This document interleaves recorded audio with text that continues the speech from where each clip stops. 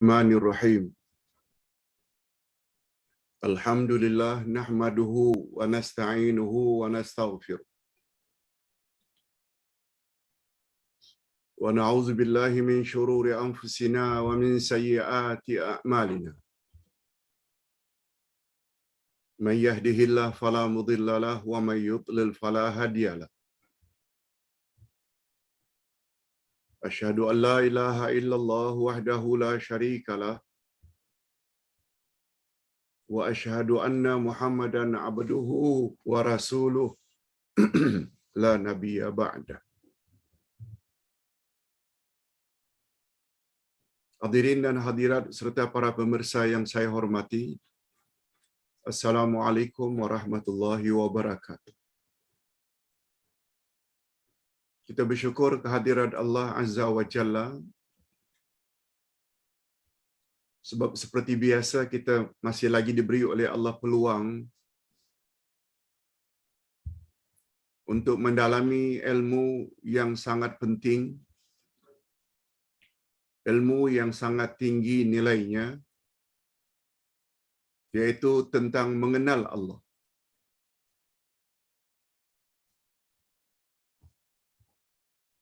Cara mengenal Allah adalah dengan cara mengetahui Al-Asma'ul Husna.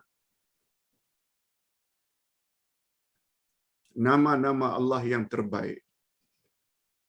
Juga melalui ayat-ayat Allah. Sama ada ayat Qur'aniyah atau ayat Kauniyah. Dua cara ini saja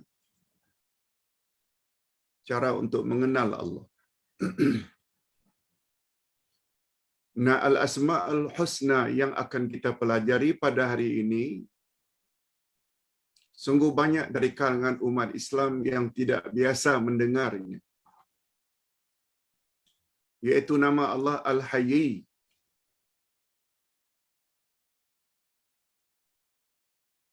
Yang artinya Allah Maha Pemalu. Yang biasa kita dengar Al-Hayyu. Allah Maha Hidup. Al-Qayyum. Al-Hayyu selalu digandingkan dengan Al-Qayyum. Itu dua nama Allah yang kita biasa baca. Malah tertera di dalam Ayatul Kursi.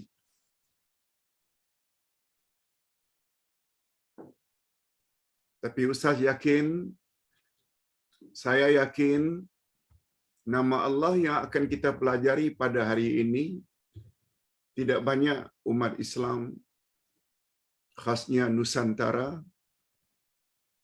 yang biasa mendengarnya, yaitu Al-Hayy, Allah yang Maha Pemalu.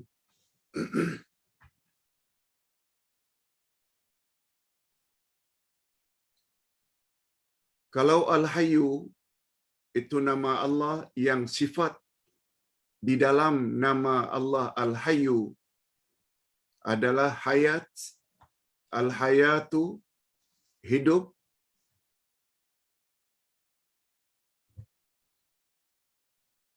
Tetapi nama Allah Al-Hayy, Allah yang Maha Pemalu, maka sifat yang ada di dalamnya Al-Haya, Al-Haya, malu. Kalau hidup, Al-Hayatu, rubta marbuta. Kalau Al-Hayyu, Al-Haya'u, hamzah di belakangnya. Atau istihya. Okey. Sekarang kita ingin tahu apakah ada dalilnya dari Quran, Pak Ustaz? Atau dari hadis Nabi? Jawabnya ada. Antara lain sabda Nabi sallallahu alaihi wasallam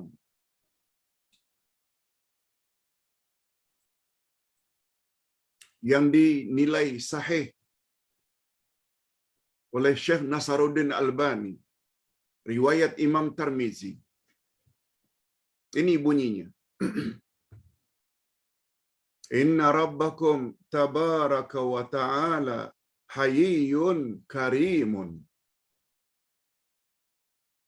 yastahi min 'abdihi idza rafa'a ilaihi yadayhi ay yaruddahuma sifran khaibatain.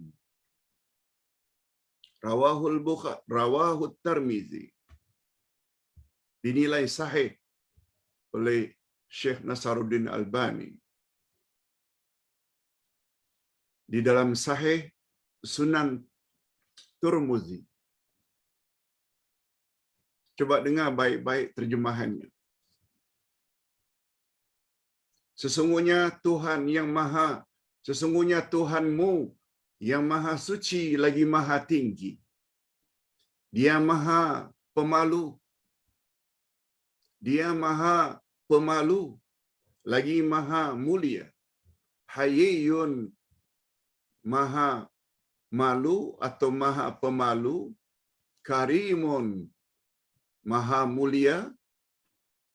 Dia malu daripada hamba-hambanya yang apabila mengangkat kedua-dua tangannya ketika berdoa, lalu dia hampakan atau kecewakan orang yang memohon kepadanya. Allah malu. Malu Allah menghampakan atau mengecewakan hamba-hambanya bila minta sambil mengangkat kedua-dua tangannya. Hadis ini juga menguatkan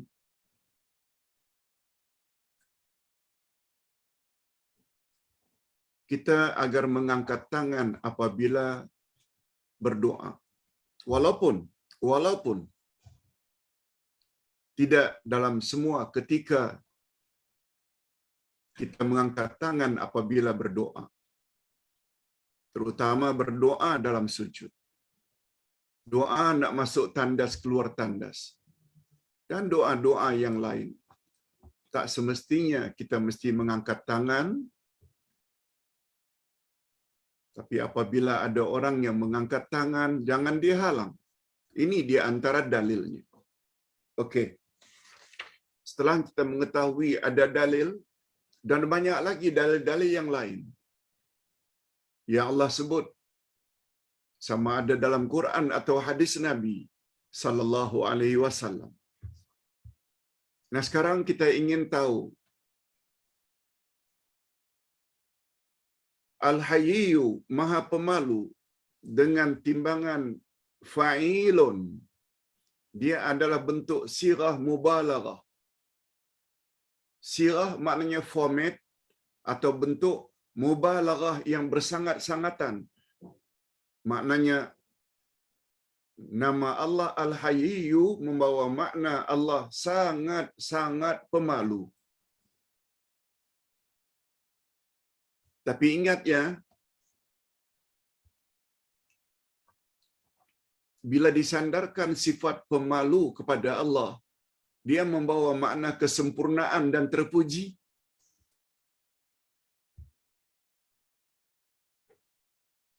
Bukan membawa makna negatif.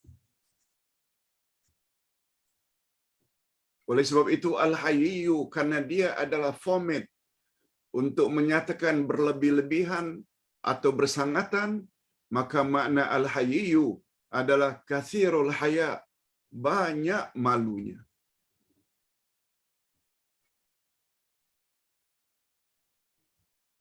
Jadi sifat yang ada di dalam nama Allah Al-Hayyu adalah Al-Haya'u atau Al-Istihya. Ia adalah lawan daripada Al-Wiqahah. Wiqahah pula maknanya ialah kasar. Al-Wiqahah maknanya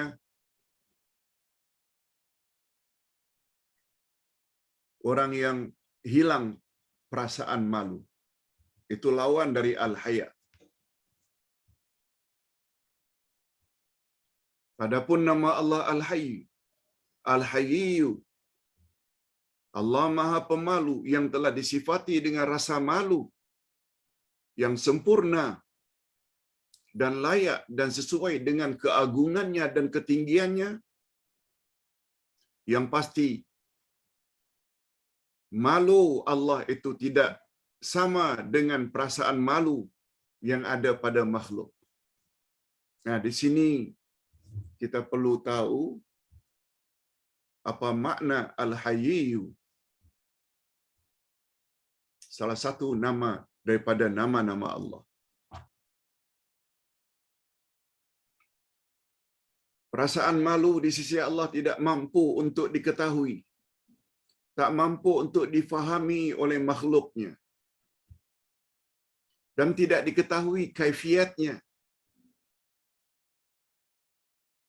Cukup yakini saja Allah Maha Pemalu. Malunya Allah adalah malu kemuliaan, malu kebaikan, kemurahan dan keagungan. Di antara bukti malunya Allah, Allah gunakan istilah ad-dukhul yang artinya masuk. Allah gunakan istilah al-lamas, yaitu sentuhan, sebagai ganti daripada istilah jima' yang kita artikan sebagai bersetubuh. Allah tak gunakan istilah itu. Tapi Allah gunakan istilah ad-dukhul atau al-lamas. Ini sebagaimana firman Allah tentang perkara yang boleh membatalkan uduk. Aula mastumun nisa. Memang direct translation membawa makna menyentuh wanita atau wanita menyentuh lelaki. Tapi kata ulama yang terkenal dari kalangan sahabat Nabi, yaitu Abdullah ibnu Abbas, sentuhan di situ dengan makna jima'.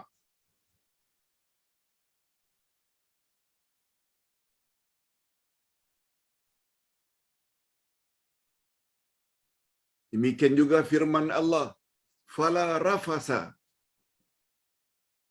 Janganlah dia mengeluarkan perkataan yang boleh menimbulkan birahi. Apakah dia sedang puasa,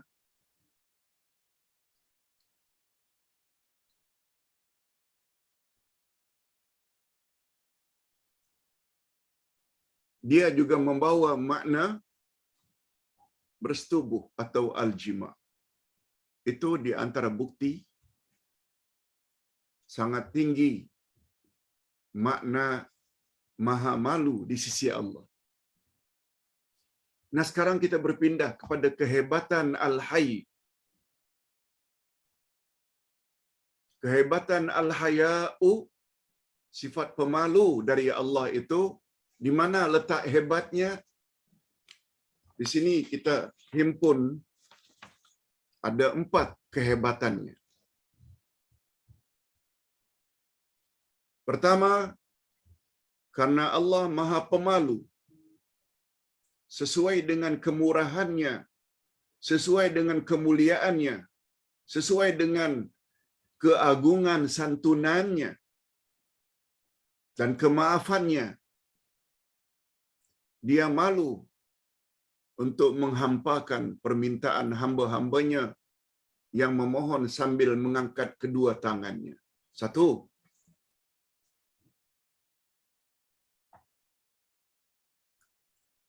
karena dia sangat mulia, dia rasa malu. Jangan samakan malu Allah dengan malunya manusia. Yakini saja Allah Maha Pemalu. Di antara kehebatannya, dia malu untuk menghampakan permintaan seseorang. Apalagi ketika dia memohon, meminta, dia angkat kedua-dua tangannya. Itu sebabnya bila kita merintih kepada Allah, mengadu pada Allah tentang masalah yang kita hadapi, khasnya pada sepertiga akhir malam, angkat tangan. Angkat tangan. Allah pasti kabulkan. Apalagi dia berjanji, ud'uni astajib lakum. Berdoalah kepadaku, niscaya aku kabulkan permohonanmu. Baca balik pelajaran kita yang lalu. Ada 20 adab-adab ketika berdoa. Satu di antara 20 itu, ketika berdoa, angkat tangan.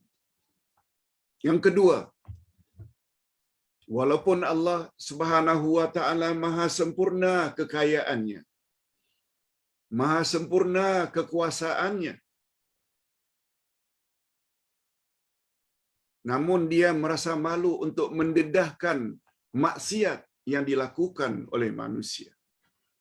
Kalau Allah ingin dedahkan orang yang menyengutukannya, kalau Allah ingin mendedahkan orang yang berzina, mencuri, berjudi, rasuah, bukan tak boleh, tapi Allah malu untuk mendedahkan.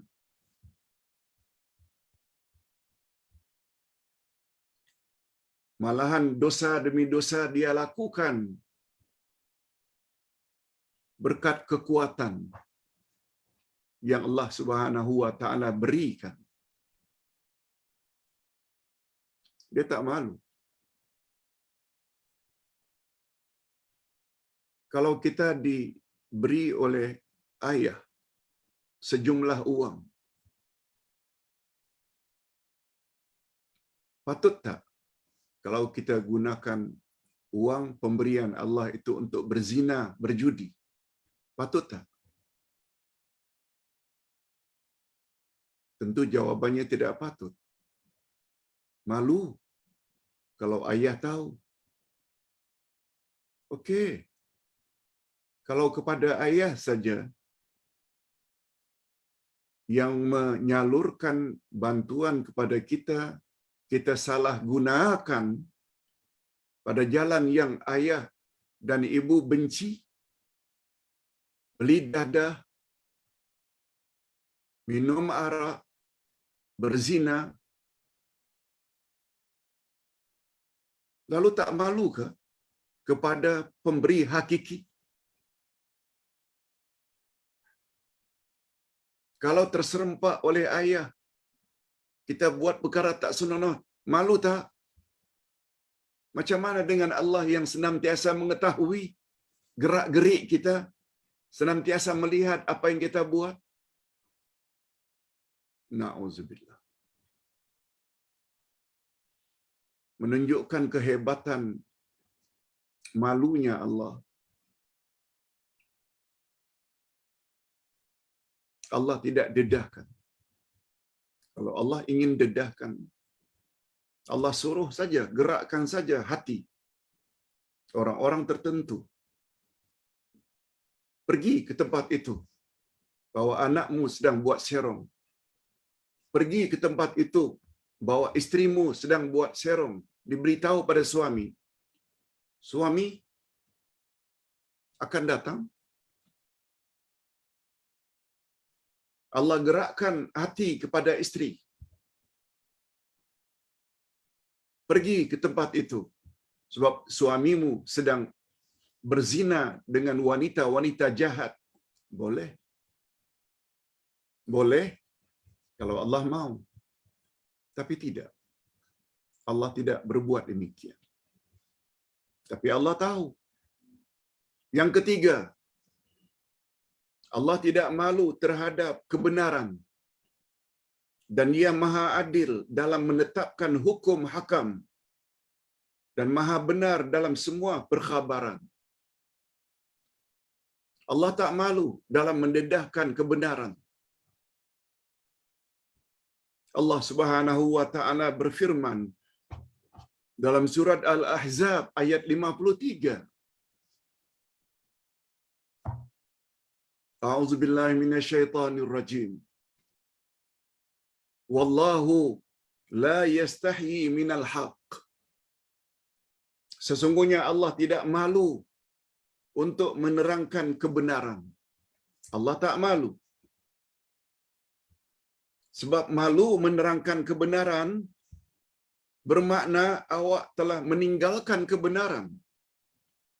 Mafhumnya secara tersirat Allah malu terhadap sesuatu yang bukan kebenaran. Tapi apa yang terjadi pada hari ini? Seseorang tahu kebenaran, ada dalam Quran, ada dalam hadis yang sahih. Malu tidak disampaikan. Takut nanti apa kata orang. Allah Subhanahu wa taala tidak malu untuk menerangkan kebenaran. Sebabnya para pendakwah dalam menyampaikan kebenaran bawa ayat Quran. Sebab semua ayat Quran adalah benar belaka. Bawa hadis-hadis Nabi. Apa orang kata, katakanlah.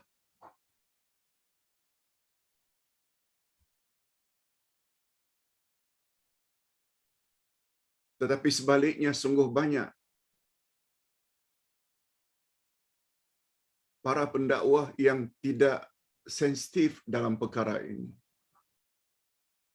Orang-orang yang mengatakan kebenaran dipersalahkan, tidak diberi tauliah, penceramah-penceramah yang merapu, cakap ini, cakap itu, menyuruh supaya ta'assub tuan guru melebihi daripada Nabi Muhammad sallallahu alaihi wasallam tidak diambil tindakan. Ini di antara ciri-ciri akhir zaman.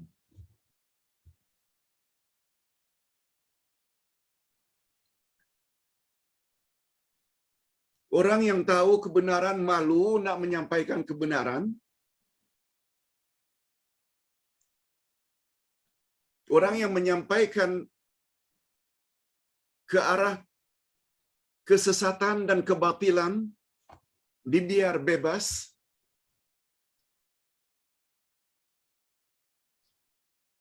Ini sudah ditakdirkan oleh Allah. Dalam suasana seperti ini, kita belajar nama Allah Al-Hayy. Bukan Ustaz pilih. Sehingga ada yang mengatakan, tak perlu kita sebut siapa penceramah. Tuan guru kita yang mempunyai kepahaman yang tinggi, yang kita tak sampai ke tahap itu. Tuan guru tersebut pernah berkata, kalau Nabi Muhammad sallallahu alaihi wasallam berjalan bersama tuan guru kita, andai kata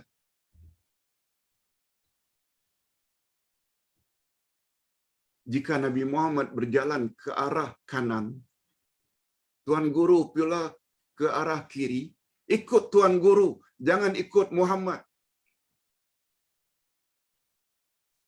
Ajaran apa ini?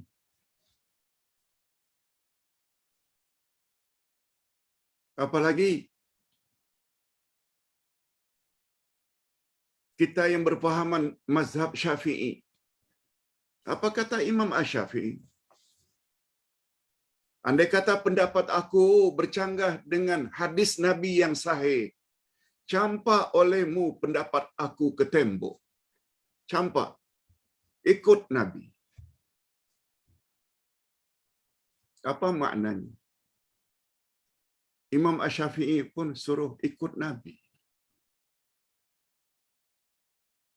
Tetapi tanpa rasa malu, penceramah berkenaan kata, kita mesti ikut tuan guru.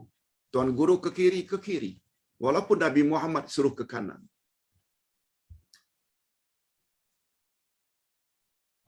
Ajaran-ajaran seumpama itu berleluasa hari ini.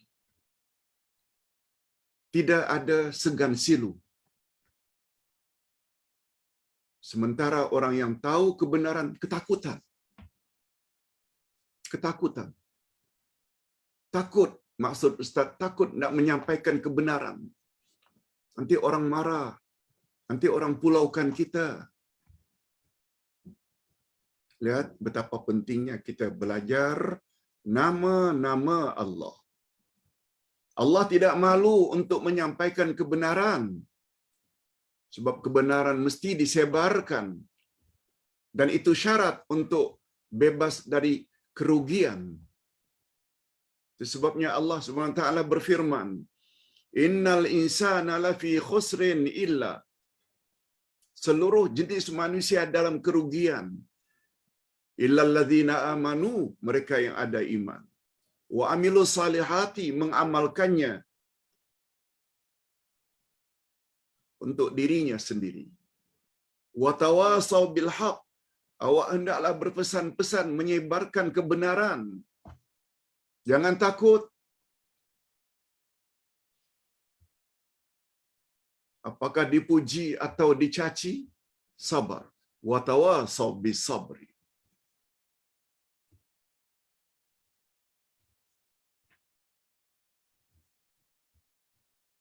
Ustaz yakin para jemaah sekalian dan para pemirsa yang telah belajar satu demi satu nama-nama Allah, telah belajar tafsir Al-Quran, kita faham dah. Cuma kita bimbang berapa banyak orang yang tidak dengar ceramah seperti ini. Fanatik dan ta'assub tak menentu pada Tuan Guru disebabkan oleh penceramah-penceramah seperti di atas tadi. Yang keempat, kehebatan Al-Hayyu. Allah tidak malu membuat perumpamaan walaupun dengan sesuatu yang sangat kecil. Allah tak malu. Kalau memang itu benar, yang mustahak di dalam perumpamaan itu mengandungi pengajaran dan kemaslahatan serta kemanfaatan yang besar bagi umat manusia. Oleh itu terdapat perumpamaan seperti al-ba'udah, lalat, az-zubabu, al-ba'udah, nyamuk,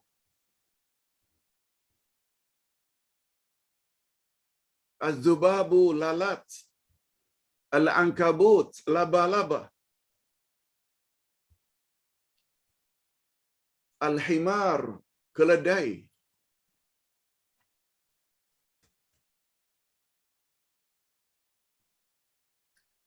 an-namlu, semut, an-nahlu, lebah. Oh, sungguh banyak dalam Al-Quran Allah buat perumpamaan. Contoh umpamanya firman Allah, Innallaha la yastahyi an yadriba masalan ma ba'udatam fama fawqaha. Al-Baqarah ayat 26.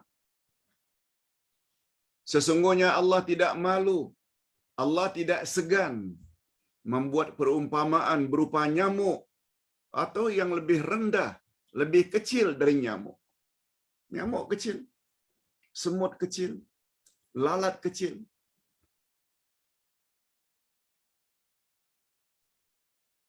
Jangan kita punya sikap memahami ayat itu seperti sikap Abu Jahal, Abu Lahab, musyrikin Mekah, penyembah berhala. Apa kata mereka dalam tafsiran ayat itu? Tengok Muhammad, dia kata Tuhannya maha besar. Allahu Akbar. Tapi ketika membuat perumpamaan nyamuk, lalat, semut, laba-laba, benda-benda yang lemah, yang kecil-kecil.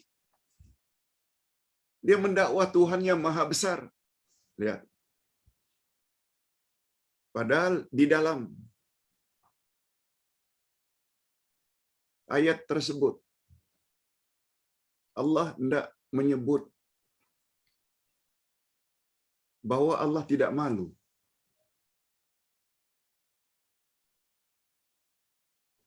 Kamu nak tafsirkan seperti itu, silakan. Tapi bukan itu maksudnya.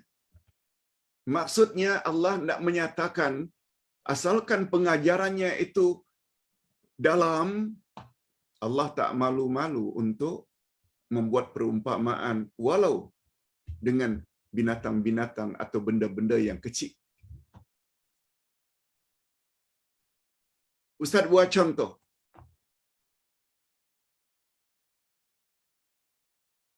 Mengapa Allah Subhanahu wa taala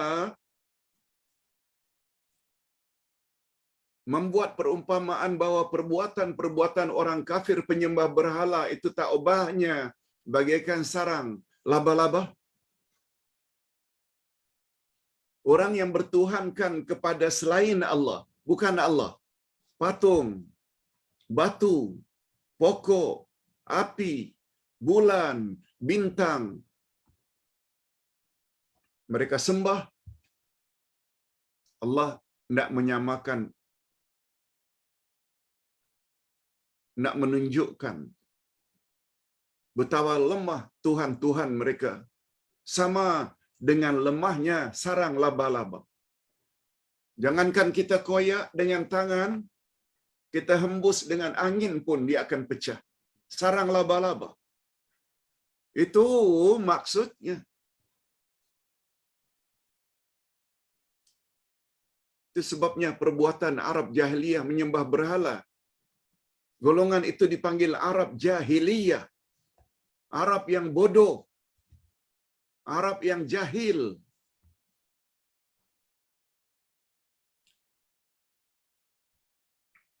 Oleh sebab itu, usahakan jangan jadi Melayu Jahiliyah. Ingat, orang-orang Arab menjadi mulia, kuat dan disegani oleh superpower zaman itu, Parsi dan Rom. Bukan karena Arab, kan? Tapi karena menerima sepenuhnya ajaran Quran dan sunnah Nabi. Akhirnya mereka mendapat pertolongan dari Allah. Akhirnya mereka menjadi kuat.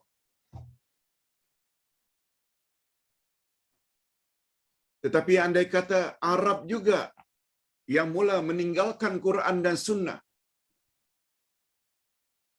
mereka hari ini ikut telunjuk superpower di dunia.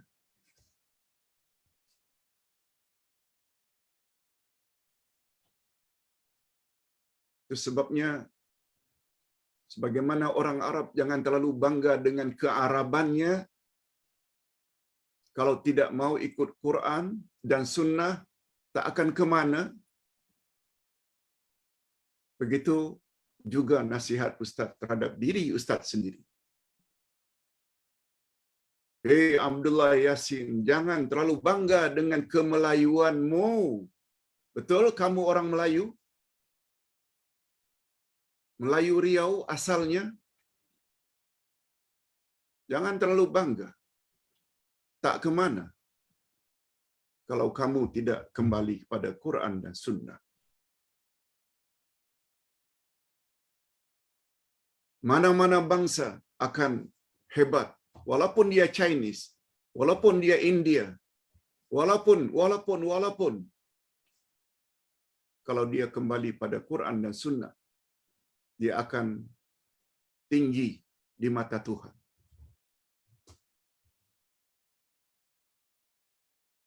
Jangan terlalu bangga dengan kemelayuan. Tak ke mana kalau kita tak kembali kepada ajaran Allah dan ajaran Rasul. Lebih-lebih lagi untuk menjamin kehidupan kita setelah dunia, di alam barzakh, di alam akhirat, sangat ditentukan oleh dua pegangan ini. Sebab mahkamah ilahi, hakimnya Allah, saksi yang dipanggil adalah rasul masing-masing. Untuk umat akhir zaman, Nabi Muhammad, akan dirujuk segala akidah dan amal kita. Apabila dua pihak tersebut, hakim dan adil memihak, selamat kita. Bukan yang dipanggil Imam Asy-Syafi'i, bukan dipanggil Tuan Guru, bukan. Untuk jadi saksi amalan kita. Okey. Sekarang kita masuk ke bahagian kesan beriman kepada sifat Allah Al-Haya'u, atau kesan beriman pada nama Allah Al-Hayy, Maha Pemalu. Di sini ada dua. Setelah kita dengar lebih kurang 40 minit pembahasan tentang Al-Hayy, Allah Maha Pemalu, apa kesan positifnya? Apa yang kita dapat dalam membentuk jati diri? Pertama, seseorang tidak akan seseorang tidak akan sanggup melakukan perkara-perkara yang boleh mendatangkan kemurkaan Allah.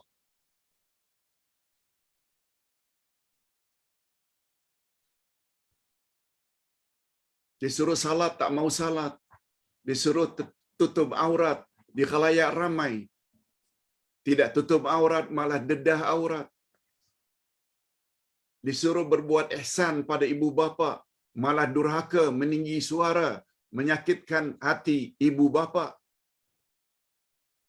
Berzina, minum arak, berjudi, rasuah.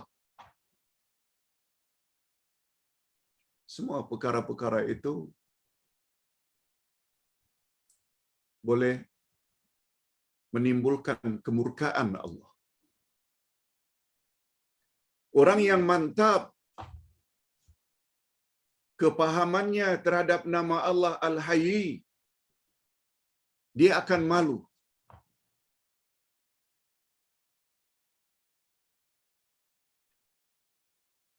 Menunjukkan tidak mantapnya seseorang terhadap sifat malu. Dia malu berbuat perkara tak senonoh di hadapan insan-insan yang dia segani. Depan ibu bapaknya, depan ibu bapa mertuanya,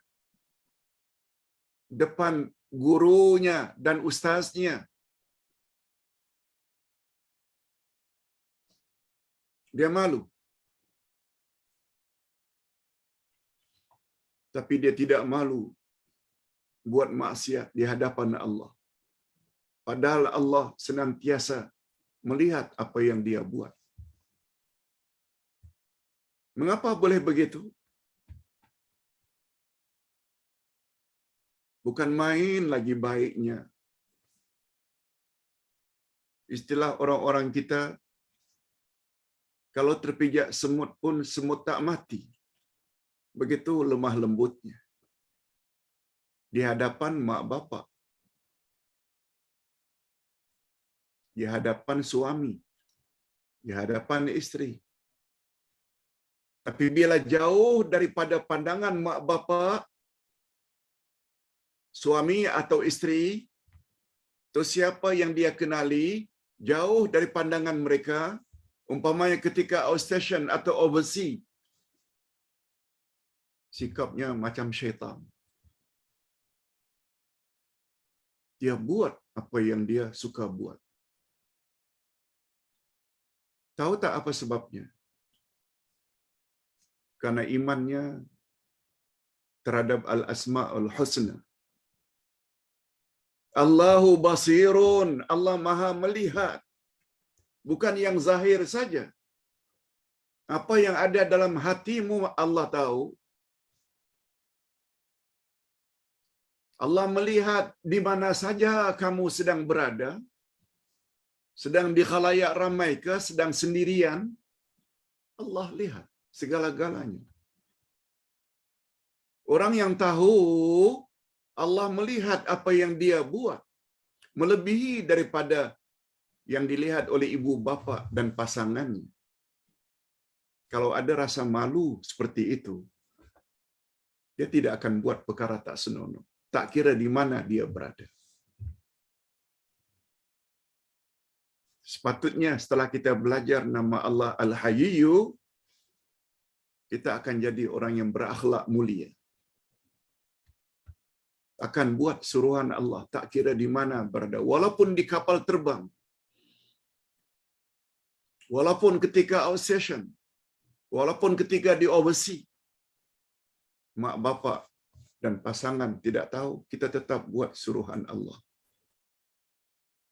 Begitu juga sebaliknya, ketika sedang berada di Hat Nyai, ketika sedang berada di Bangkok, kita tidak akan buat perkara-perkara bengkok. Kesan daripada memahami nama Allah. Al-Basiru, As-Sami'u, Al-Alimu.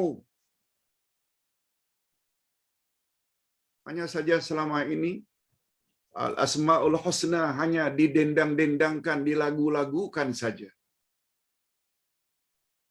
Tak faham apa makna setiap nama Allah. Bila tak faham, dia tidak akan dapat membentuk jati diri.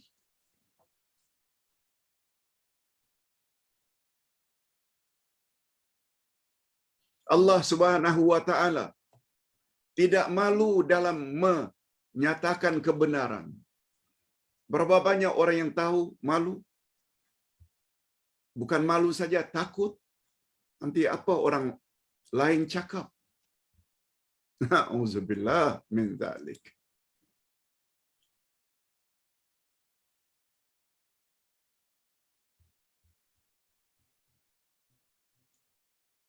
Tipisnya iman kita.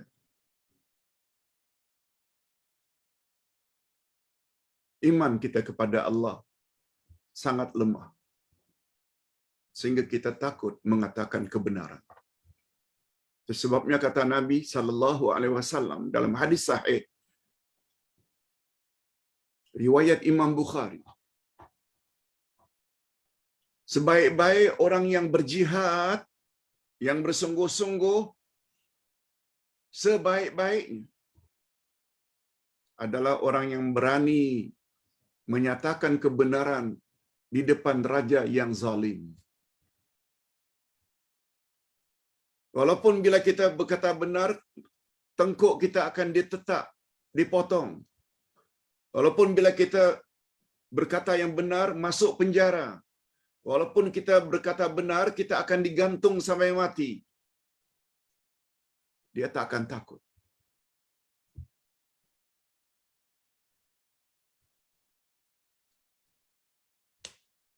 Katakan kebenaran. Sehingga dikatakan qulil haqqa walau kana murran. Katakan yang benar walaupun pahit rasanya. Walaupun pahit rasanya. Hadirin dan hadirat rahimakumullah. Nabi Muhammad sallallahu alaihi wasallam bersabda dalam hal ini,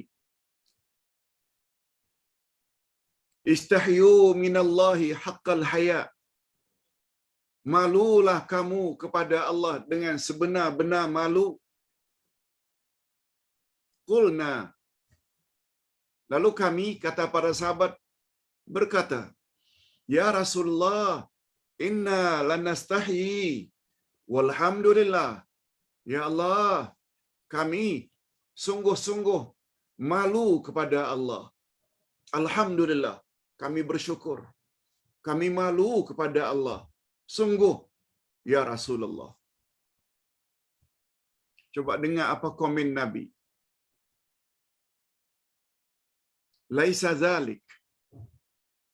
Bukan itu yang aku maksudkan. Walakinnal istihya minallahi haqqal haya Yang aku maksudkan malu kepada Allah dengan sebenar-benar rasa malu, ini dia. Antahfazar ra'sa wa ma wa'a. Maknanya, kamu melihara kepala. Kamu memelihara kepalamu dan apa yang ada pada kepala.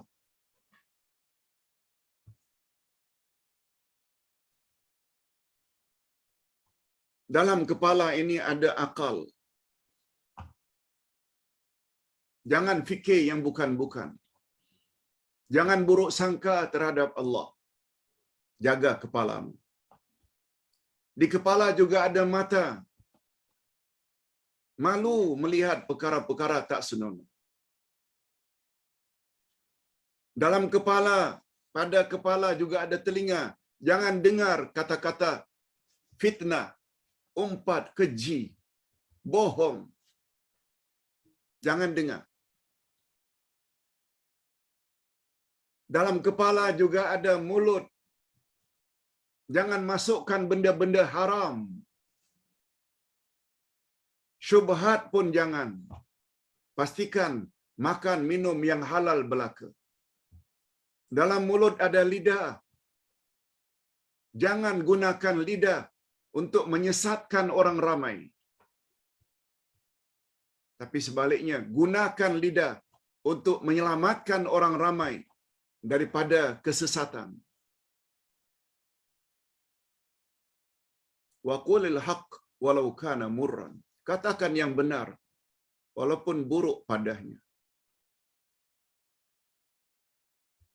Itu maksud Nabi.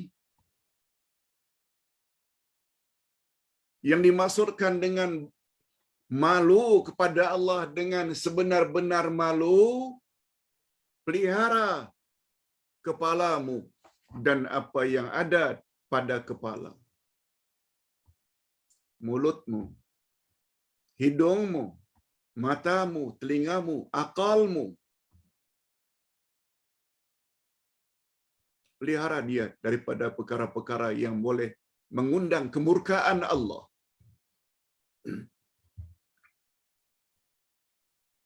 Wa tahfazal batna wa ma hawa. Dan kamu hendaklah memelihara perut dan apa yang ada padanya. Perut.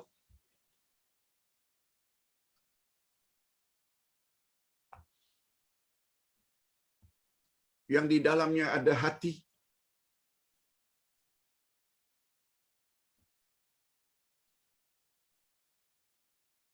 Pelihara daripada sifat hasad, dengki, ria, ujub, takabur. Pelihara, bersihkan. Sebagaimana firman Allah menyebut tentang keadaan manusia pada hari akhirat. Al-yawma la yanfa'u malu wa la banun illa man atallaha biqalbin salim. Harta dan anak-anak tidak ada guna di akhirat nanti kecuali orang yang datang menemui Allah dengan hati yang selamat. Hati yang selamat dari sifat-sifat syirik, riya, khurafat, ujub, takabbur, hasad, dengki. Semua itu dalam hati. Dan hati itu dalam perut.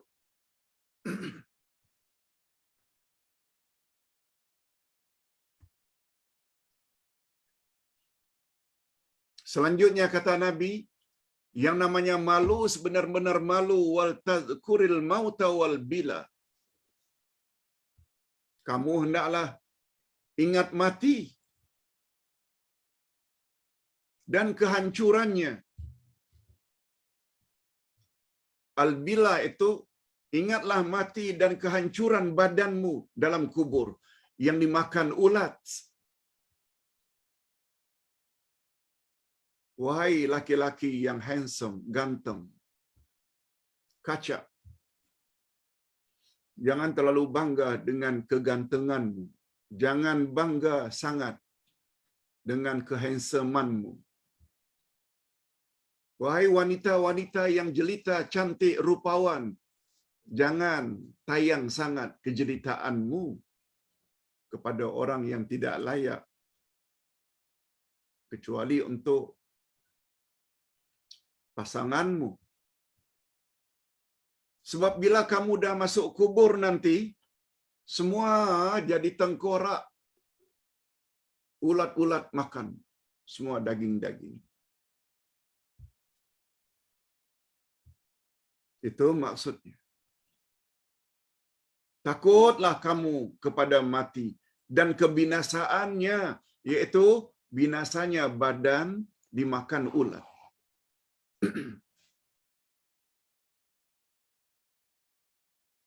Waman aradal akhirah taraka zinatad dunya. Siapa yang mengharapkan hari akhirat, bahagia di hari akhirat, hendaklah dia meninggalkan perhiasan dunia.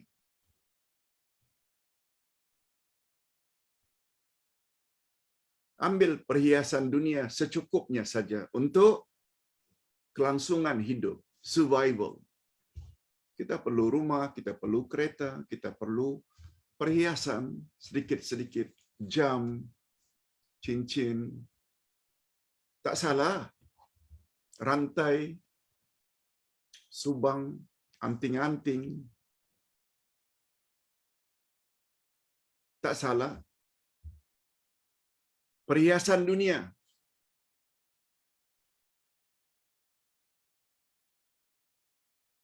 Sebab orang yang mendapat petunjuk Allah, mereka tidak begitu tertarik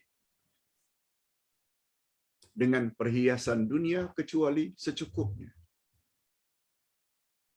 Kalaupun mendapat kelebihan, dia akan salurkan pada jalan-jalan yang diredai oleh Allah. Sebab ganjarannya nanti sangat banyak di akhirat nanti. Semuanya akhirat. Akhirat, akhirat, akhirat. Itu kata Nabi, "Wa man aradal akhirah." Siapa yang ingin mendapat kebahagiaan di akhirat, taraka zinatad dunya. Jangan terlalu terpengaruh dengan kemanisan dunia. Harta, anak, itu semuanya zinatad dunya. Sebagaimana Allah berfirman pada ayat 46 dari surat Al-Kahfi. Al-mal wal banun zinatul hayati dunya. Harta dan anak-anak itu hanyalah perhiasan dunia. Itu sebabnya Allah sebut pada ayat yang Ustaz baca tadi. Pada hari akhirat nanti, harta dan anak sudah tidak berguna lagi. Kecuali orang yang datang menemui Allah membawa hati yang sejahtera, qalbun salim. Hati yang bersih. Bersih daripada penyakit-penyakit hati. Faman fa'ala zalika. Siapa yang telah melaksanakan itu semua, dia jaga kepala dan apa yang ada pada kepala, dia jaga perut dan apa yang ada pada perut, dia ingat mati dan keminasaan tubuhnya setelah mati, hancur, dan dia tidak terlalu tertarik dengan kemanisan dunia, kecuali secukupnya. Siapa yang telah berbuat demikian, faqad istahya minallahi haqqal haya. Itulah yang aku maksudkan. Orang tersebut telah malu kepada Allah dengan sebenar-benar rasa malu. Hadis sahih menurut Al-Hakim dan derajat ini hasan menurut Albani, riwayat Imam Ahmad dan Al-Baihaqi. Ini baru namanya kebenaran.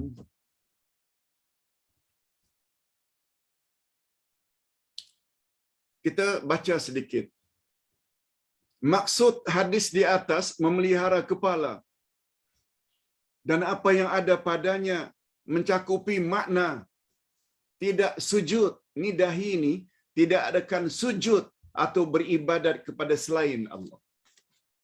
Nah, dia tidak akan tunduk kepada berhala. Senantiasa memelihara pendengaran, penglihatan, lidah daripada melakukan perkara-perkara yang diharamkan oleh Allah. Memelihara perut dan apa yang ada padanya mencakupi makna memelihara diri daripada makan minum yang diharamkan oleh Allah. Memelihara hati, memelihara kemaluan. Zakar kalau laki-laki, faraj kalau perempuan, dipeliharanya. Dan lain-lain. Itu sebabnya Nabi bersabda, "Admin li ma baina lihyaik wa ma baina fakhzaik, admin lakal jannah." Ini hadis penguat. Jaminkan untukku apa yang terdapat di antara dua janggutmu, janggut dan misai. Dan jaminkan padaku apa yang terdapat di antara dua pahamu. Niscaya aku jamin untukmu syurga. Apa yang terdapat di antara dua janggut? Dua janggut maknanya misai dan janggut. Mulut, dalamnya ada lidah. Jangan makan sembarangan. Jangan cakap sembarangan. Apa maksud apa yang terdapat di antara dua pahamu? Yaitu kehormatan. Zakar kalau laki-laki, faraj kalau perempuan. Jangan kamu puaskan nafsu seksmu pada jalan yang tidak diredai oleh Allah. Jika dua tersebut kamu pelihara, syurga untukmu. Andai kata terlanjur pada masa-masa silam, no problem. Better late than never. Perbaiki. Tobat.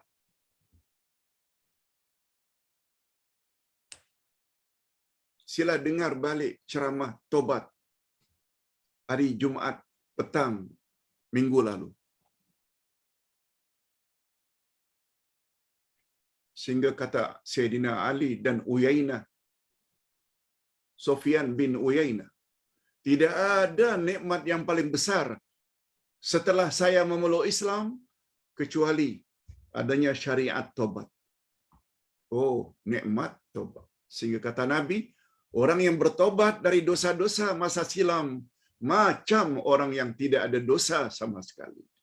Allahu Akbar. Kita pula selalu delay. Lambat-lambatkan. Tiba-tiba innalillah.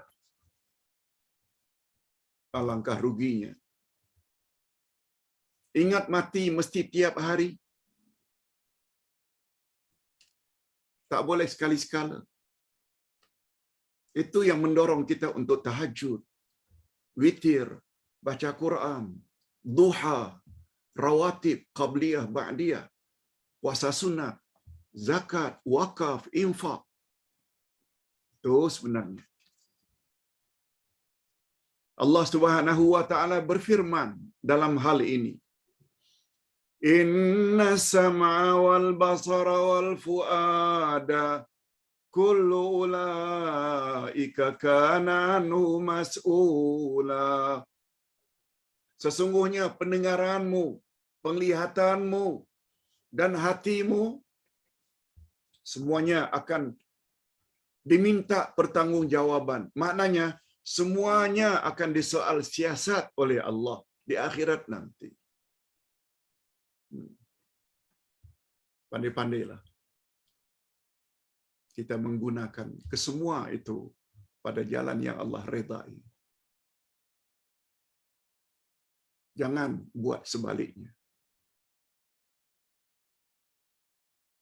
Cara mudah untuk melakukan nikmat Allah ini pada jalan yang Allah redha, puncanya ada rasa malu. Terutama malu kepada Allah.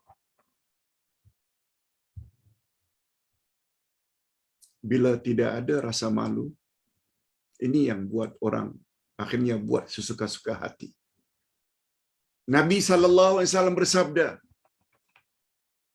ucapan ini adalah ucapan yang sejak zaman dahulu sudah ada sampai zamanku.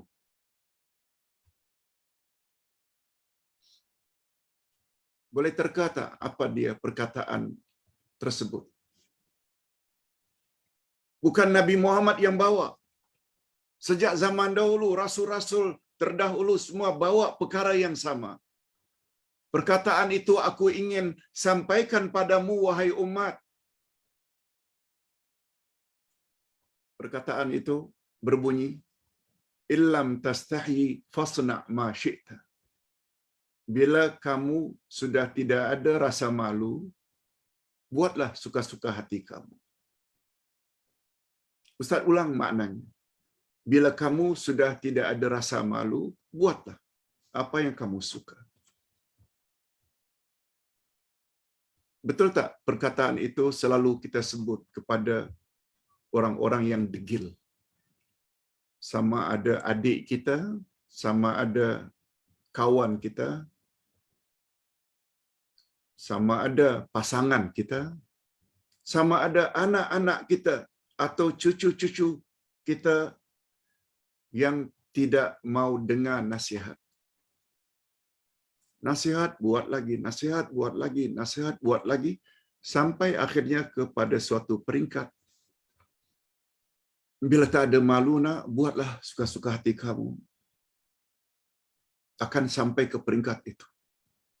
Begitu kata Nabi sallallahu alaihi wasallam.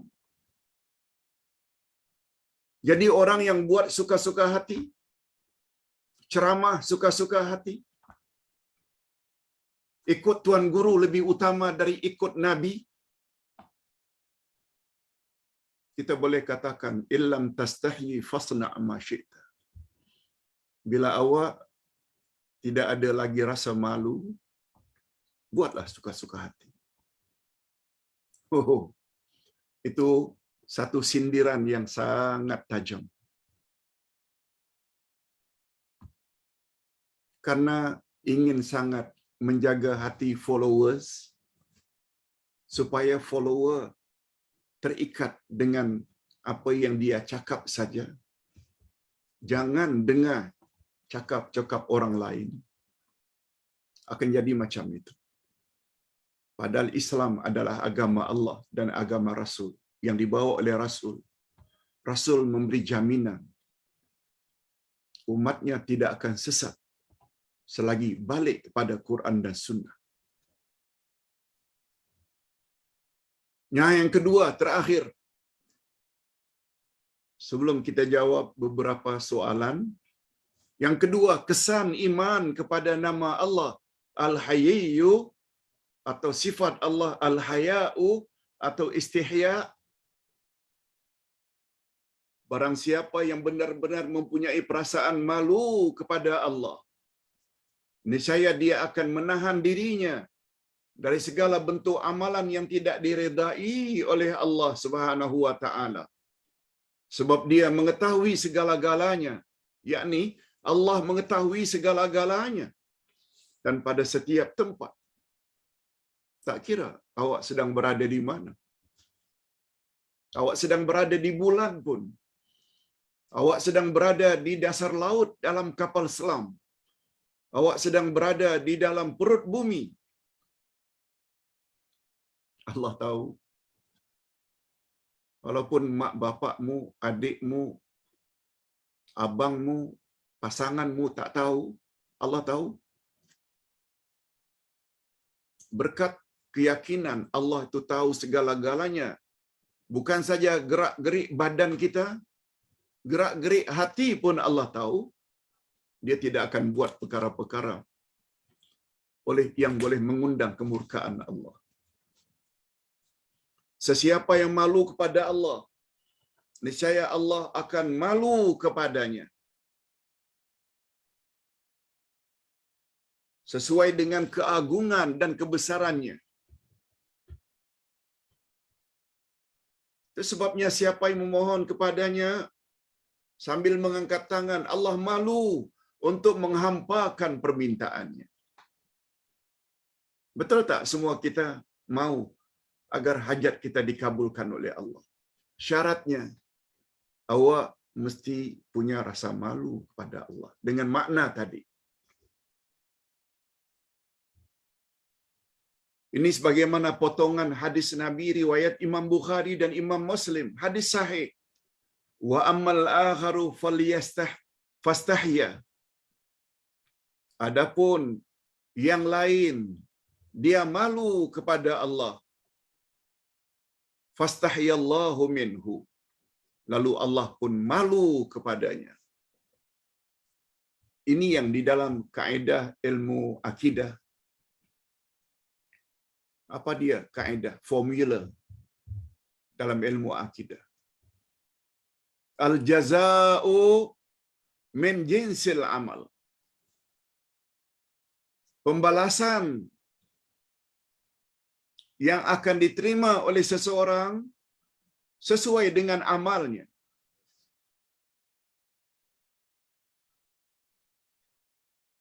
Bila dia suka berbuat baik kepada orang lain, Allah juga akan buat baik pada dia. Bila dia malu terhadap Allah untuk buat perkara-perkara yang tak senonoh, Allah juga malu terhadapnya. Terhadap apa saja yang dia minta, Allah malu untuk menghampakannya. Nah, pemahaman macam ini ni sangat mustahab. Jadikan dia sebagai prinsip dalam hidup.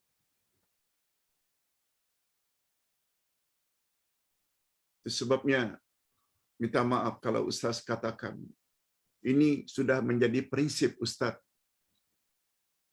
sejak dulu lagi. Al-jaza' min jinsil amal. Awak ingin Allah baik pada awak. Allah kabul apa yang awak minta.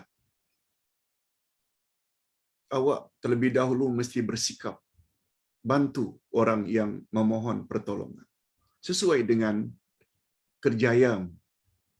Kalau kamu banyak harta, bantu dengan harta.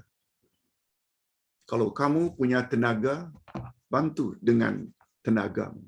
Kalau kamu punya ilmu, bantu dengan ilmumu. Beri pencerahan.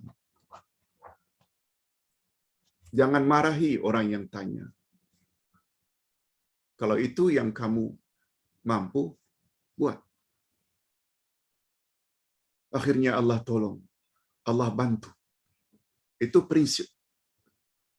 Apalagi Nabi bersabda dalam hadis sahih riwayat Imam Muslim, "Wallahu fi aunil abdi, ma kana al-abdu fi auni akhi." Allah pasti akan tolong hambanya yang suka tolong orang lain. Allahu Akbar. Ini belum lagi ayat 7 surat Muhammad. In tansurullah yansurkum wa yusabbit aqdamakum. Jika kamu tolong agama Allah, Allah pasti akan tolong kamu dan teguhkan pendirian. Yes. Dia tergantung pada diri masing-masing sebenarnya. Itu sebabnya Allah berfirman dalam surat Ar-Ra'd, "Innallaha la yughayyiru ma biqaumin hatta yughayyiru ma bi anfusihim." Allah tidak akan robah nasib seseorang sehingga orang itu robah nasibnya sendiri. Yang membawa makna itu. Nah, terakhir dari Sa'id Yazid Al-Ansari radhiyallahu anhu, katanya, seorang laki-laki berkata kepada Nabi, "Ausini, berwasiatlah kepadaku ya Rasulullah. Berilah aku pesanan penting wahai Rasul." Apa kata Nabi? Ini Kalau wasiat ni maknanya perkara yang mustahab. Kita bersyukur kepada sahabat yang bernama Said bin Yazid Al-Ansari, orang Madinah, yang bertanya kepada Nabi, apa perkara yang patut aku lakukan ya Rasulullah? Berilah aku wasiat. Dan ingat ya, wasiat ini bukan hanya untuk yang bertanya, untuk seluruh umat Nabi Muhammad. Apa kata Nabi?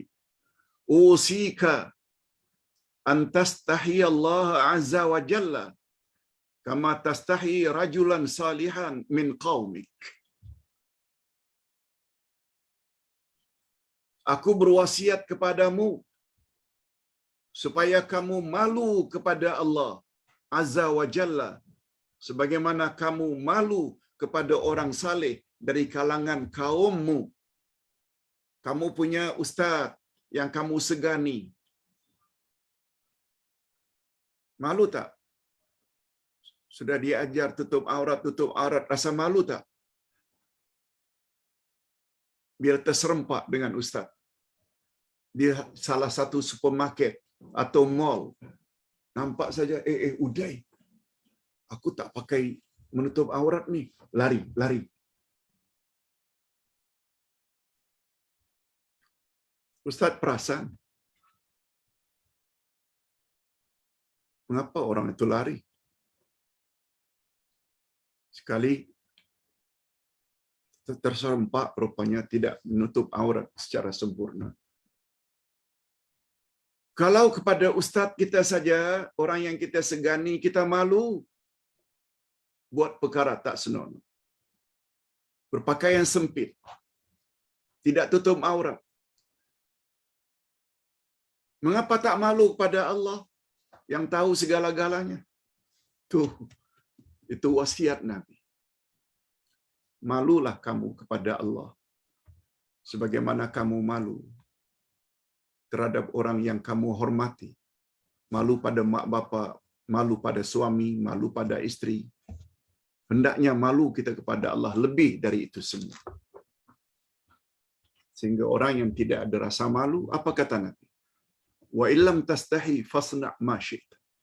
Bila kamu sudah tidak ada rasa malu, buatlah suka-suka hati kamu. Nanti di akhirat kamu akan rasakan padanya. Berikut ini, bapak-bapak dan ibu-ibu, sebelum kita berdoa, Ustaz akan jawab beberapa soalan. Di sini ada 7 soalan.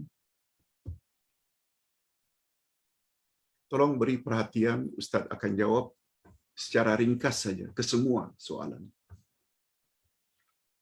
Ustaz, apa pandangan Ustaz bila kita buat nisan, batu nisan di atas kuburan ayah ke ibu atau suami isteri? Kemudian kita tulis nama. Ustaz tidak nafikan.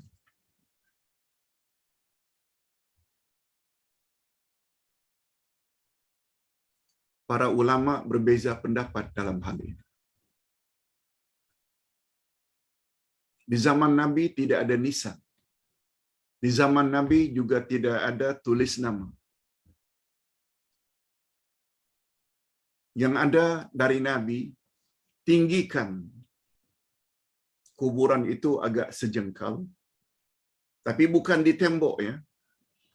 Kalaupun di tembok dengan kayu ke atau simen, hanya dalam bentuk galangan yang tidak permanen. Yes. Di dalamnya kita isi dengan tanah agak sejengkal tingginya. Itu sunnah Nabi sallallahu alaihi wasallam. Tapi para ulama berpendapat sebagai menandakan itu juga adalah kuburan, pasang nisan. Tuliskan nama pada nisan itu si fulan. Supaya anak cucu kemudian hari mengetahui itu kuburan ayahnya atau istrinya atau suaminya. Dibolehkan. Yang tak boleh sangat dari Nabi itu membuat bangunan di konkrit yang dalam bahasa Arab disebut dengan tajsis sampai ke bawah. Kita cor, tak boleh. Itu tak boleh. Yang itu haram. Tapi sekedar ditinggikan agak sejengkal, kemudian dikepung dengan kayu atau simen yang tidak sifatnya permanen, tetap boleh insya-Allah. Termasuk meletak di atasnya batu nisan dan tulisan, Ustaz cenderung kepada kebolehannya. Boleh berbuat demikian. Tapi andai kata kita tidak berbuat demikian, itu adalah lebih baik. Sebab lebih selamat. Namun bila kita ingin berbuat atas tujuan-tujuan itu supaya dikenal oleh anak cucu di belakang hari, insya-Allah itu dimaafkan dan dibolehkan. Pak Ustaz, apa pandangan Pak Ustaz mendoakan kecelakaan kepada penyebar kesesatan? Dan bagaimana seharusnya sikap kita? Sebab kita dapati di dalam media sosial terdapat kecaman-kecaman yang agak keras terhadap mereka yang menyebar perkara-perkara yang bercanggah dengan ajaran Nabi sallallahu alaihi wasallam. Hadirin dan hadirat, bolehkah kita berdoa kecelakaan terhadap orang tersebut? Ustaz cenderung kepada pendapat jangan. Yang patut untuk kita lakukan, doa kepada Allah supaya Allah SWT beri hidayah kepada orang berkenaan agar menyampaikan agama Islam yang sebenarnya. Nabi Muhammad sallallahu alaihi wasallam tidak pernah mendoakan kecelakaan terhadap orang yang menentangnya. Malah baginda secara physically pernah dilempar dengan batu ketika pergi ke Taif sampai berdarah kaki beliau dan betis beliau. Sehingga beliau berpatah balik ke Mekah dan beliau tertidur di lereng sebuah bukit. Datang penjaga bukit tersebut menawarkan, penjaga maksudnya mungkin malaikat, mungkin jin Islam, mungkin, ya Muhammad, arahkan kepada kami supaya membinasakan penduduk Taif yang telah mencederakan kamu, melempar kamu dengan batu. Nabi jawab, la. Nabi hanya berdoa, Allahumma hdihim li'annahum qaumun la ya'lamun. Ya Allah, berilah mereka hidayah, petunjuk, sebab mereka berbuat demikian terhadap aku karena mereka jahil.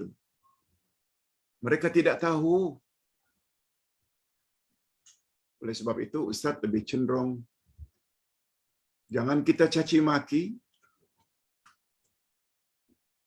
tapi mendedahkan kemungkaran yang disebarkan itu boleh. Sebab mereka sudah gunakan media sosial, didengar oleh ramai orang. Oleh sebab itu, membuat kritikan secara terang-terangan tak salah. Itu dibenarkan oleh agama. Lain halnya kalau itu amal pribadi yang dia buat sendiri. Itu baru face to face. Tapi kalau disebarkan secara meluas, kita juga mesti sebarkan secara meluas kritikan yang membina. Jadi Ustaz tidak setuju kalau kita mendoakan kebinasaan terhadap orang-orang yang membawa kepada ajaran yang menghala ke arah kebatilan dan kesesatan yang paling baik, Allahumma hdihim. Ya Allah, berilah dia hidayah sehingga dia kembali ke pangkal jalan. Wallahu a'lam. Betulkah Ustaz,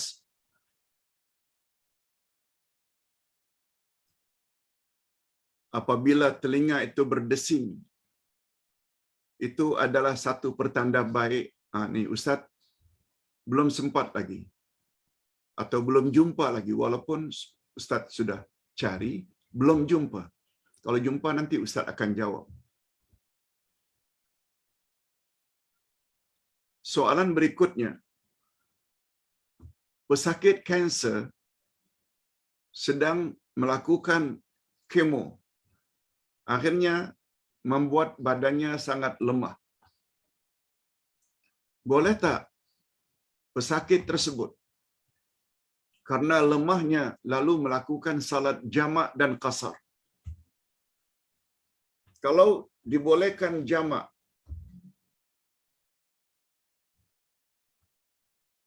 apakah jamak hakiki atau jamak suri? Begini jawabannya. Qasar memendekkan salat yang 4 jadi 2.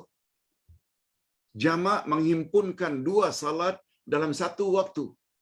Apakah membawa salat kedua pada salat yang pertama atau membawa salat pertama ke waktu yang kedua, yang kita panggil jamak takdim dan jamak takhir? Jawaban Ustaz, sebaiknya jangan qasar. Sebab dalam ilmu fiqh, sesuai dengan firman Allah, tidak berdosa kamu mengkasarkan salatmu apabila kamu musafir. Jadi kebolehan qasar hanya sempena safar, traveling, perjalanan jauh. Kebolehan safar, kebolehan qasar memendekkan salat 4 rakaat jadi 2 hanya satu saja, yaitu sempena pemergian jauh, musafir. Tapi berbeza dengan jamak. Jamak kebolehannya banyak. Karena hujan, bila sedang berada di masjid, ya, bukan di rumah.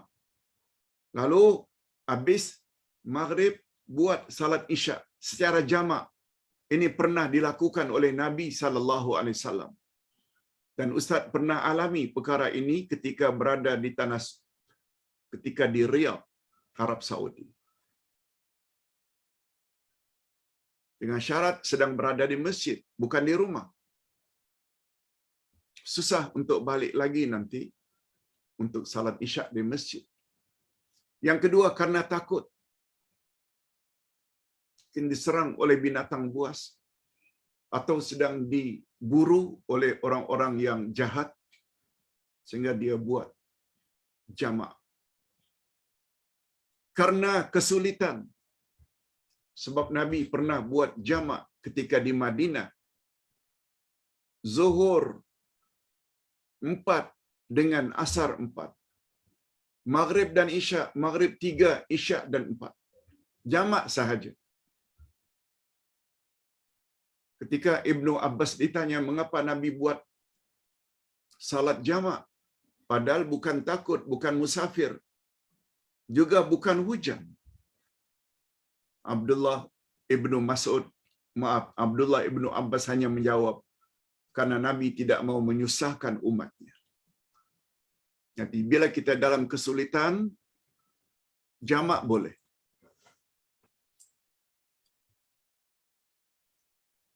Coba jamak ada 2 macam. Ada jamak hakiki, itu dia jamak takdim dan jamak takhir. Zuhur asar dibuat pada waktu zuhur, namanya jamak takdim. Maghrib isya dibuat waktu maghrib, jamak takdim. Tapi bila zuhur dibawa pada asar pada waktu asar, jamak takhir. Maghrib dibuat pada waktu isya pada waktu isya, jamak takhir. Jamak itu namanya jamak hakiki. Satu lagi jamak suri. Suri maknanya bentuknya macam jamak, tapi bukan jamak. Karena ia dilakukan pada waktu masing-masing. Dengan caranya, lakukan salat zuhur pada penghujung waktunya. Lakukan salat berikutnya pada awal waktu. Kalau hari ini zuhur berakhir 4.50, umpamanya seseorang lakukan salat zuhur jam 4.30 atau 4.35. Setelah selesai salat zuhur 4 rakaat, lalu kedengaran azan asar, lalu dia lakukan asar pada awal waktu. Bentuknya macam jamak, berdekatan dua salat tersebut, tapi ia dilakukan pada waktu masing-masing. Ini pernah dilakukan oleh Maimunah, isteri Rasulullah, ketika beliau istihadah, datang darah penyakit, dan Nabi anjurkan berbuat demikian. Jadi dalam hal ini, terhadap pesakit kanser yang kena kemo dan merasa sangat letih, dia boleh buat jamak. Sama ada jamak hakiki atau jamak suri boleh. Tapi tolong jangan buat qasar. Sebab qasar hanya untuk orang yang musafir. Pak Ustaz, boleh tak amalkan surat Al-Fil untuk rawat stroke, kanser dan lain-lain? Hadirin dan hadirat, mengapa tidak? Bukankah Allah telah berfirman pada ayat 82 dari surat Al-Isra, "Wa nunazzilu minal Qur'ani ma huwa shifaa'un wa rahmatun lil mu'minin." Dan kami turunkan dari Al-Quran itu sebagai penawar obat dan rahmat bagi orang yang beriman. Quran itu syifa. Sebenarnya ayat apapun boleh sebagai penawar. Cuma barangkali berdasarkan pengalaman ustaz-ustaz tertentu, untuk tujuan hilang atau tidak dilanda oleh stroke, paralyze, baca surat Al-Fil, maka dibolehkan. Itu yang dipanggil dengan amal mujarrabat, amal yang pernah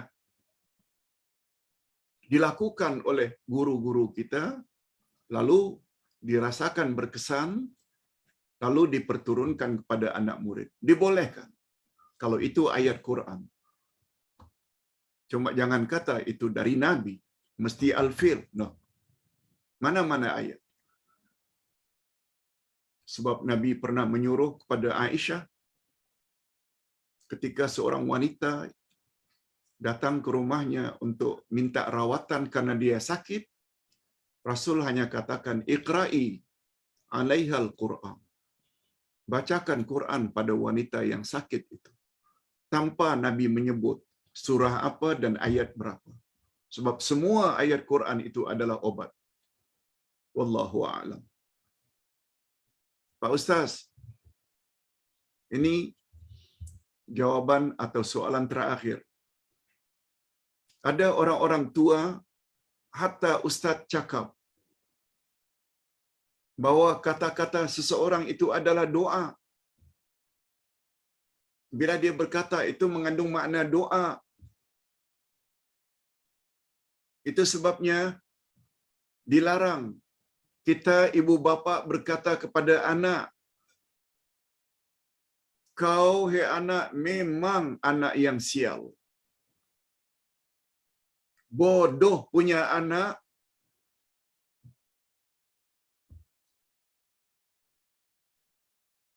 Bagaimana Pak Ustaz bila dia bercakap begitu tidak dengan niat doa? Hadirin dan hadirat, Nabi sallallahu alaihi wasallam pernah bersabda melarang khasnya kaum ibu. Jangan sekali-kali kamu melaknat anakmu. Laknat ini dalam bahasa Arab, laknat bahasa Melayu minta supaya Allah jauhkan daripada rahmat dan kasih sayang Allah. Oleh sebab itu kata Nabi, jangan kamu laknat anak kamu. Sama lebih kurang mengatakan kepada anak, sial punya anak, bodoh punya anak. Bagi ustaz, itu ada mengandung unsur doa. Walaupun dia tidak berniat doa. Wallahu a'lam. Wallahu a'lam. Apalagi sememangnya ada larangan dari Nabi. Jangan mendoakan.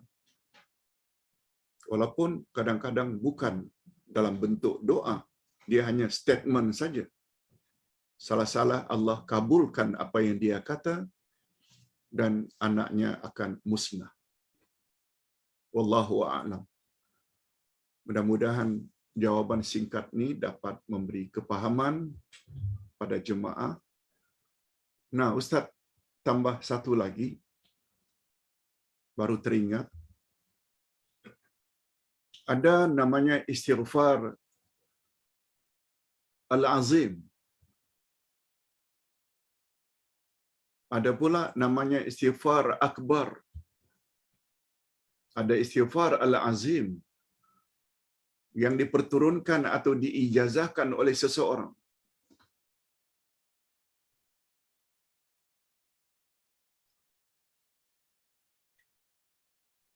Malah dibaca dengan muzik lagi. Menurut kajian Ustaz, semua salawat-salawat itu tidak datang dari Nabi sallallahu alaihi wasallam.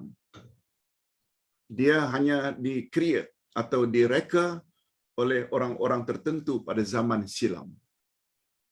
Nah, yang membuat tidak wajar ini, kononnya kata guru tersebut, wajib kamu baca sebelum kamu belajar dengan aku. Belajar, tak tahulah belajar apa, tapi selawat al-azim itu wajib dibaca.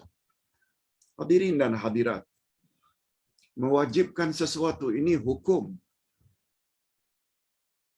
Dan hukum mestilah yang datang dari Allah dan Rasul. Malah yang datang galakan dari Nabi, sebelum kita belajar sesuatu, bagus kita berdoa, Rabbi zidni ilman nafi'a. Oh Tuhan, tambahkanlah untuk aku ilmu yang bermanfaat. Yes, kalau yang itu Nabi ada galakkan. Al-Quran juga ada galakkan. Tetapi membaca salawat tertentu malah dikatakan wajib. Itu tidak betul. Apalagi salawatnya bukan datang dari Nabi. Kalau tidak bersalawat, yang paling baik, salawatlah. Sayyidul istighfar, yes. Itu datang dari Nabi. Atau astaghfirullahalazim alladzi la ilaha illa huwal hayyul qayyum. Lagi bagus. Banyak baca-baca. Banyak baca istighfar. Sebab Allah Subhanahu wa taala berfirman di dalam surat Al-A'raf, yaitu surah 8 ayat yang ke-33. Apa kata Allah?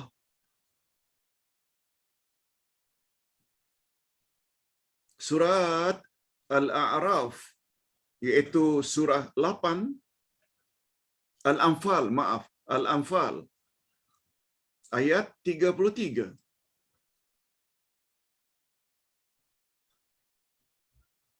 Apa kata Allah? Lihat pengajarannya. Wa ma kana Allahu liyu'adzibahum wa anta fihim wa ma kana Allah mu'adzibahum wa hum yastaghfirun. Ayat 33 surat Al-Anfal.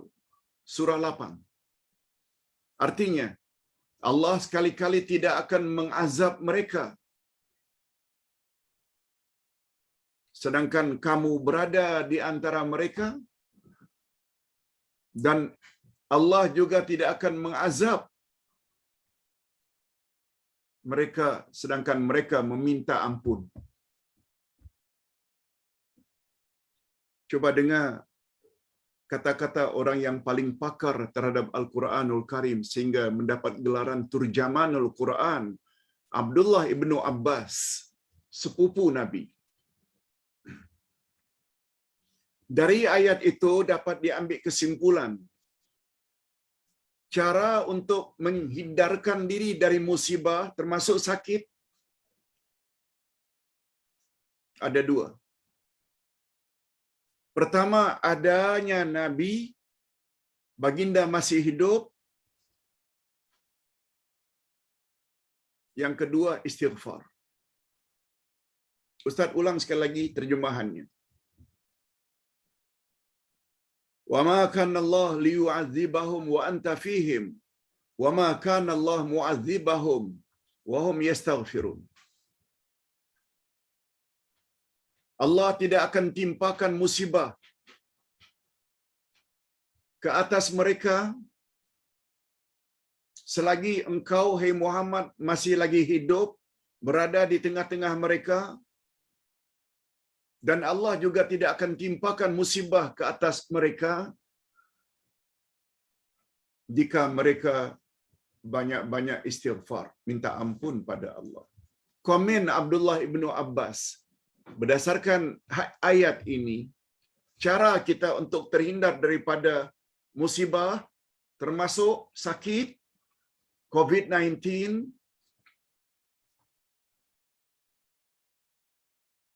karena Nabi sudah tidak ada lagi di tangan kita, kata Abdullah ibnu Abbas. Abdullah Yasin menyampaikan saja. Ketika baginda sudah tidak ada lagi, beliau telah wafat, cara untuk menghindarkan musibah atau penyakit yang sangat berkesan adalah dengan banyak-banyak istighfar. Sama ada istighfar pendek, astagfirullah, astagfirullahalazim, astagfirullahalazim, atau panjang, astagfirullahalazim alladzi la ilaha illa huwal hayyul qayyum wa atubu ilaihi, atau sayyidul istighfar.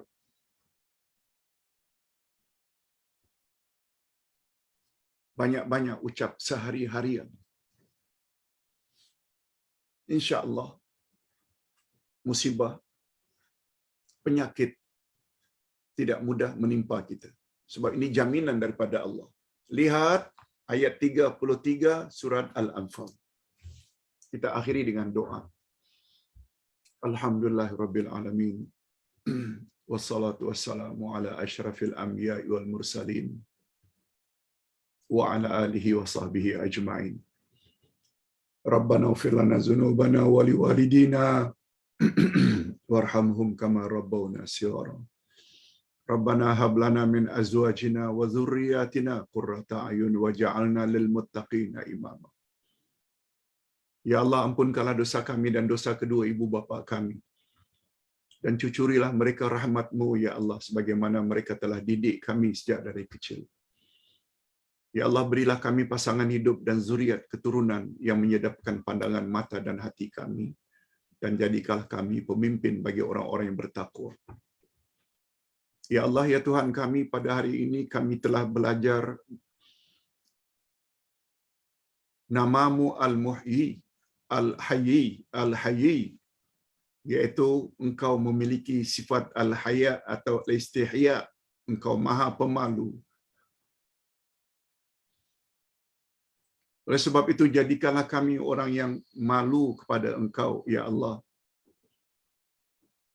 Lebih-lebih lagi ketika kami melakukan perkara-perkara yang Engkau larang, yang boleh mengundang kemurkaan-Mu. Kalau kami malu melakukan perkara-perkara yang tak senonoh di hadapan orang-orang yang kami segani di dunia ini, Lebih-lebih lagi lah kami sepatutnya malu kepada Engkau yang mengetahui segala-galanya, zahir dan batin kami, tak kira di mana kami sedang berada. Beri kami kekuatan, Ya Allah, untuk memiliki sifat malu. Sebab hanya dengan sifat tersebut, kami akan mendapat keredaan-Mu. Engkau akan tolong kami. Birahmatika ya arhamar rahimin. Allahumma khtim lana bihusnil khatimah. Wa la takhtim alaina bisu'il khatimah. Wa sallallahu ala nabiyyina Muhammad wa ala alihi wa sahbihi ajma'in. Alhamdulillah rabbil alamin.